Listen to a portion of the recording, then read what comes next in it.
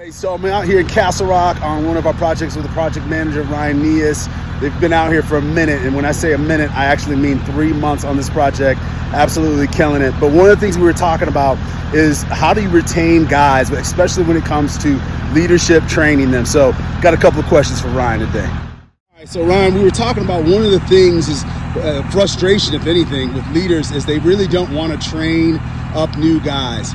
Why do you think that is, man? Big thing I think is talking about how you're being afraid of getting your position replaced, but the main focus is trying to bring your crew stronger and knowledgeable, and a lot of the times it keeps it a much safer area for the workforce. Yeah, I love that, dude. You're so right. One of the things we were talking about too is when you don't train up guys, it ends up becoming like a cycle for the leader, where the cycle is really the leader has to end up doing more work. It ends up taking more time. Can you speak to that a little bit? Yeah, when it comes to that, you every once in a while on a crew you'll have maybe the foreman and one other guy that's very experienced and a bunch of new guys that are just trying to learn and try and make a successful career out of themselves.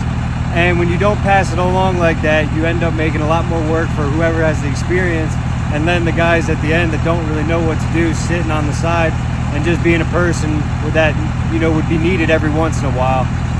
Yeah, I love it. So what ends up happening, and you spoke to it well, is it ends up becoming that cycle where we don't train up the new guys, but we end up getting frustrated with the new guys, and then the new guys end up leaving, right? Right, exactly. And then after they leave, you get a whole bunch of new guys coming in, and then you're right back into that same cycle. So if you're sitting there and you bring those guys in, make them feel included, then you're going to end up having a stronger career and a stronger crew with everybody that you have there.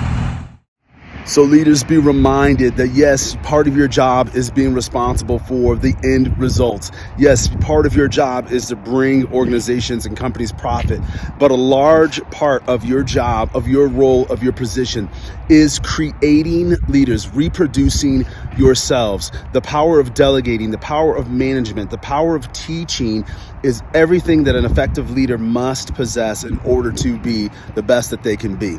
So when we talk about how do we create other leaders, part of the way of doing that is being very, very specific in your training and your delegating and when to let go in order to create the most effective team and the most effective organizations.